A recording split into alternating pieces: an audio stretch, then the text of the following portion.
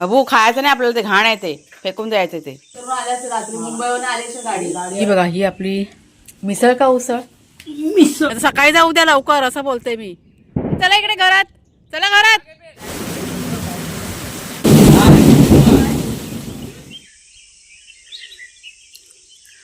पाऊस पाऊस पावसाची वाट बघतो आम्ही. गेले 2-3 दिवस झाले आणि फायनली इथे पाऊस पडलेला आहे. रात्री पाऊस पडला आहे आणि चांगला पाऊस पडला आहे, कारण जमीन आहे ना, हे बघा कशी ओली आहे अजून. मस्त वाटतं एकदम, मातीचा सुगंध येतोय. हे बघा इथे पण बघा, दिसतं ना सगळं ओलसर, म्हणजे पाऊस चांगला पडून गेला. कुणालच्या बाबांची झाडांना पाणी घालायची तयारी. पाऊस पडला आहे पण नारळांना पाणी घालायचं आहे झाडांना. उन्हाळा भरपूर चालू आहे ना, त्याच्यामुळे झाडांना पाणी घालायचं आहे. मोठं झाडांना. चला चला शेरू घराई आहे कुठे तो बघ त्या भांड्यांमध्ये. चला शेरा वाग्या, चला घरात या लवकर, चला बस झालं, चला या या. हो ना, चला बेटा या या. वाग्या कुठे गेला? वाग्या वागोबा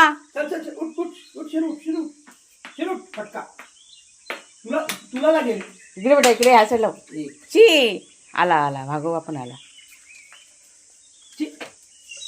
बेडकं सकाळी सकाळी ही आमच्याकडे बघा बेडकांची शिकार चालले. जाम हैराण करतात ही बेडकं. अबू खायचं नाही आपल्याला, ते घाण आहे, ते फेकून द्यायचं ते. वाग्या चला घरात, चला बस झालं, चला पाणी भरायचं आपल्याला, चला. तर आज सोमवार आणि सोमवारची आमच्याकडे की नाही लाईट जाते. म्हणजे आठवड्याचा बघा एक वार असतो ना लाईट बंद राहण्याचा, तर आज सोमवारचा आमचा वार होता.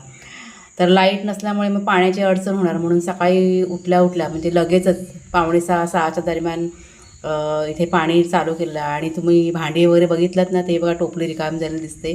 आणि मग अशा तुम्ही बेडूक पण बघितलं, तर भांड्याच्या टोपलीमध्ये घासलेली भांडी, त्यात ते बेडूक जाऊन राहिलं होतं. ते सगळी भांडी रिकामी करून घेतली, पुन्हा घासली ती. आणि प्यायची भांडी पण म्हणजे हंडाकाशी वगैरे पण घासायची होती, म्हणून मग ते पण सगळं घासून घेतलं. घरामध्ये झाडलोट करून झाले होते. बाहेरचं माझं गार्डनचं काम बाकी होतं.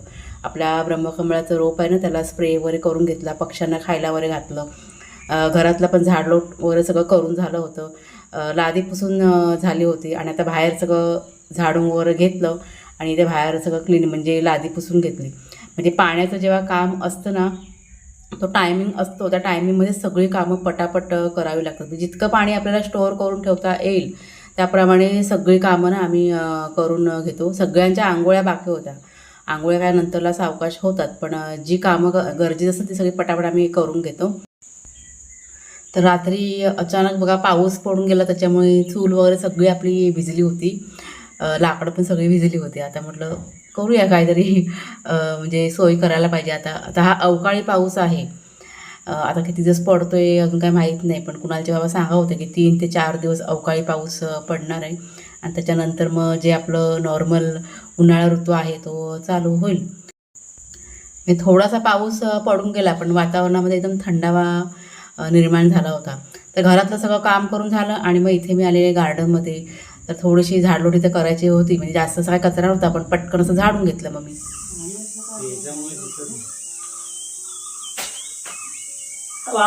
गाडी कोणाची होती ती माहिती मी विचारलं, कोणाची होती? कोणाचीच नव्हती, कोणती गाडी आलीच नव्हती. चुप बस. मी पागल आहे. तू पागल आहे. मी काकाला विचारलं, काका बाहेर झोपले. तू लाईट लावलीस, मी बाहेरची लाईट लावली, बघितलंस ना. व्हाईट ओमनी होती, पहिला इथे उभी राहिली, 5 मिनिटं तरी उभी होती. मग तो पुढे गेली, मी बघायला आलो लाईट. अरे ते रस्ता विसरले असतील, रस्ता विसरून आले असतील. रात्री मुंबईवरून आल्याची गाडी कोण आणली? गुरमावड्यात जाणार असेल तर या साईडला वगैरे जातात ना, रस्ता चुकतात ना. तिकडे बोर्ड लावलं एवढा. अरे बोर्ड, रात्रीचा बोर्ड दिसतोय काय? रात्रीचा काळ किती असतो रस्त्यांच्या माहित नाही. लाईट हा तो पण असू शकतात. काल एक ब्लँकेट वाला आला होता. ब्लँकेट वाला आहे ना, रात्री सकाळी बघून जातात. अरे, मध्ये बाजारात किती दुकानं फोडलेली चोर माहिती बीर आहे? आहे ना आला तरी 12 वाजता येणार नाही.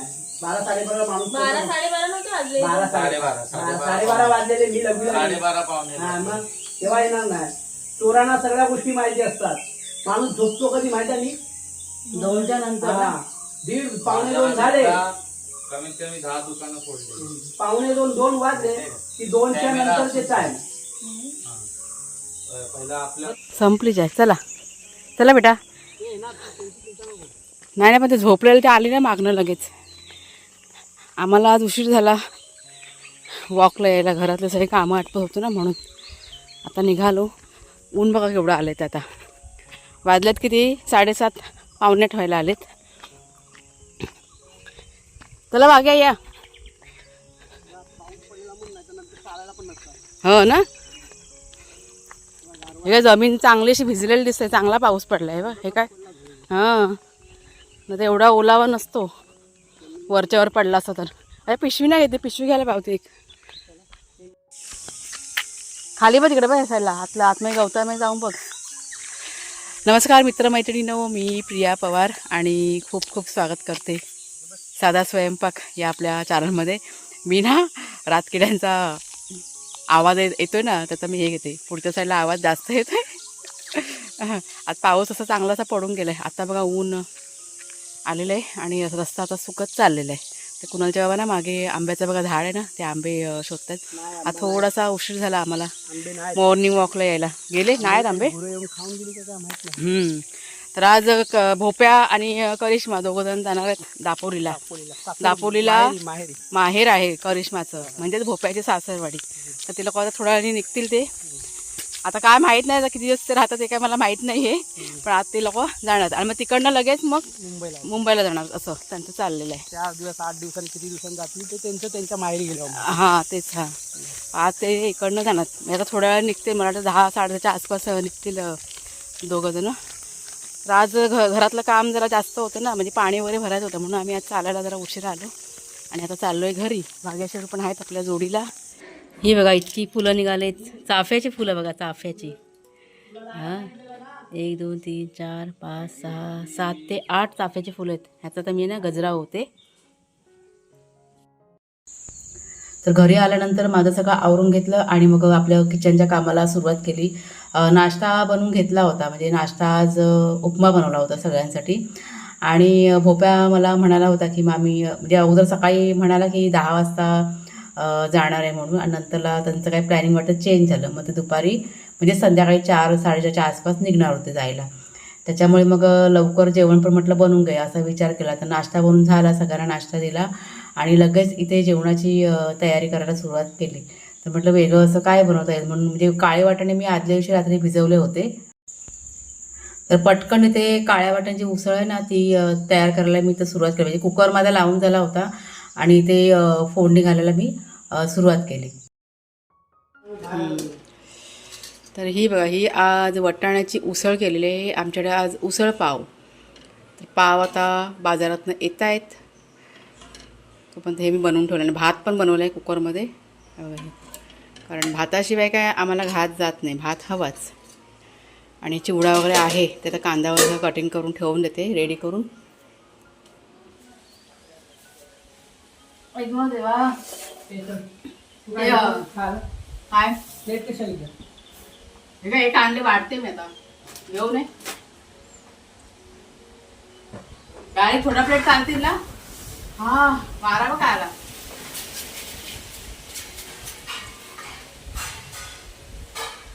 डायरेक्ट प्लेट मध्ये वाढायचं आहे. वाटी घेतले डायरेक्ट प्लेट मध्ये खायला.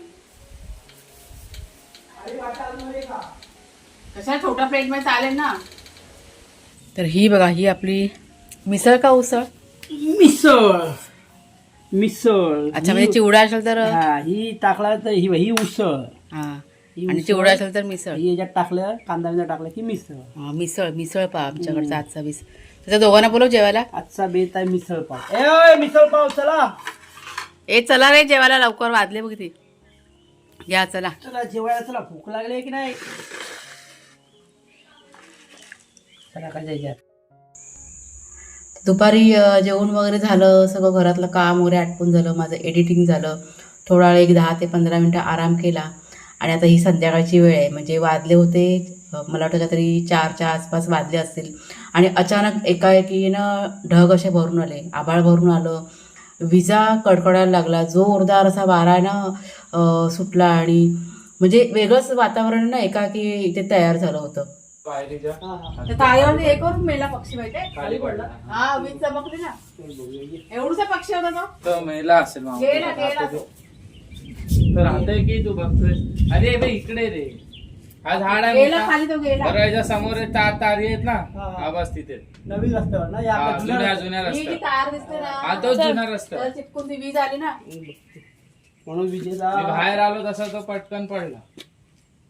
बारका आहे, जास्त मोठा पण नाही. बारीक आहे. हा, बारका पक्षी, मोठा बघा नाही. तरी मामा जाऊन जरा चिमणी सारखा बारका आहे रे. बघू देत ना. सोय पक्षी हे आज आहे ना, इकडे आहे, तिकडे कुठे आहे? विजा बघा किती कडकतात, बापरे. हाय जिवंत आहे, काल्या मुंडी दिसली, तर झाडावर धडकलं असणार. झाडा बघा ना बसलाय. हा हा, काली मुंडी पांढरी हे दिसतंय पोट. साप तो उलटा झाला एकदम, माहितीये. बघा आता बघा. मान डोलवते बघा. जिवंत आहे ना? अरे हा बघ ना या झाडावर. मला बोट दिसतोय. बघ त्या समोर बघ. हे शेरू कशाला बाहेर गेला? बापरे, विजा बघा कशा चमकतात, ह्या बघा. पाऊस.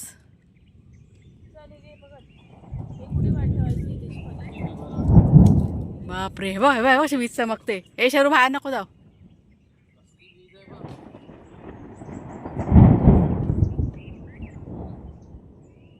ए तुम्ही बघा ना, आता उद्या सकाळी जा भोप्या. हे बघ, हे बघ, ती बघ, ती बघ.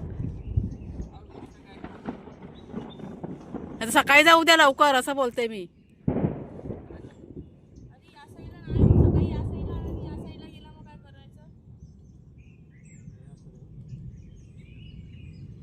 शेरू पण पळतोय बघ, त्याला बघा विजा चमकतात ना, तो शेरू बघा असं घाबरून घाबरून पळतोय.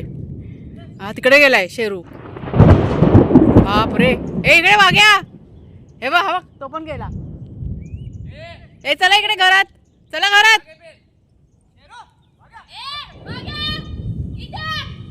तो ऐकणार नाही. तो किती शेरू गेला तिकडे त्या साईडला. कुठे गेला बघितला ते बघा. दोघं धावले ते बघा.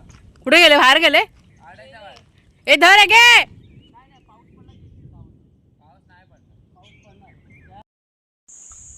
तर तुम्ही पाहिलं त्या व्हिडिओमध्ये वाघ्या शेरू घाबरून, म्हणजे माझं लक्षच नव्हतं की ते दोघं जण घाबरतील, असं माझ्या काही डोक्यातच नव्हतं. आणि जेव्हा ते विजा कडकडायला लागला तसे दोघं जण ना असे सैरबैर झाले आणि जिकडे तिकडे धावा सुटले. तेच दोघं जण नाही तर पक्षी, म्हणजे वेगवेगळे जे पक्षी बा आपल्या इथे आहेत ते पण सगळे असे सैरबैर झाले. अर्धे पक्षी ना आपल्या घरामध्ये पण आले होते. लाईटसुद्धा आमची गेली होती, त्याच्यामुळे घरातसुद्धा अंधार, त्याच्यामुळे मला कॅप्चर असं जास्त काही करता आलं नाही. पण भरपूर असे पक्षी ना आपल्या घरामध्ये आले होते. परत दुसऱ्या वाडीतली कुत्रे वगैरे पण होते, डॉगी जे होते ना ते धावत पळत, ते पण सगळे सैरभर जिकडे तिकडे रानात जिथे जागा मिळेल तिकडे असे मुकाट सुटले होते. जसे वाघ्या शेरू पळेल तसंच. तर वाघ्या शेरू थोड्या वेळाने परत येतील असे कुणालचे बाबा म्हणाले मला, त्याच्यामुळे मी थोडीशी रिलॅक्स झाली. नाही तर मला पण चिंता अशी वाटून राहिली होती.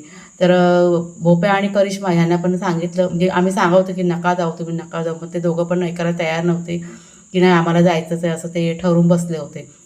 त्याच्यामुळे मग आम्ही पण जास्त असा फोर्स नाही केला. पण एकाएकी वातावरण अचानक सगळं चेंज झालं, म्हणजे खूपच असा पाऊस वगैरे ना म्हणजे चालू झाला तिथेच पडायचा आणि विजा पण जास्त अशा कडकडायला सुरुवात झाली. त्याच्यामुळे मग ते दोघं जण थांबले, मग नाहीतर अजिबात ते आमचं ऐकायला तयार नव्हते.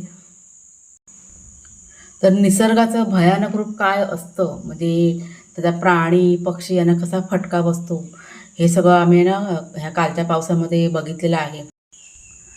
आणि जोरदार पावसाला बघा इथे सुरुवात झालेली आहे. जितका जोरदार पाऊस तितक्यात ना विजा पण अशा कडकडत, तुम्ही समोर पक्षी बघताय, तुम्हाला दिसतंय व्हिडिओमध्ये, असे सगळे सैरभैर झाले होते.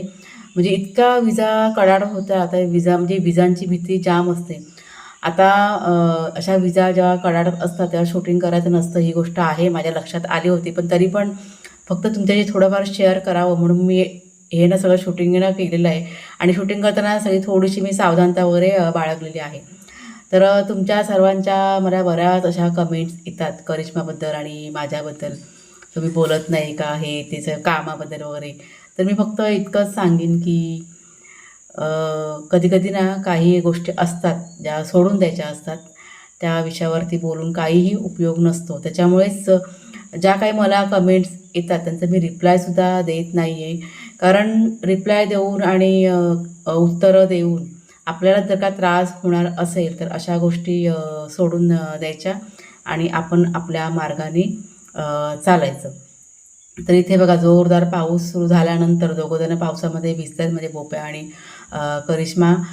नंतरला थोड्या वेळेला वाघ्यासुद्धा आला होता, पूर्ण भिजलेला वाघ्याला पुसून काढलं. त्याच्यानंतर थोड्या वेळाने शेरूसुद्धा आला, तर शेरूला पण पुसून वगैरे काढलं, पण कॅप्चर नाही केलं मी कारण माझ्या फोनची बॅटरी लो झाली होती.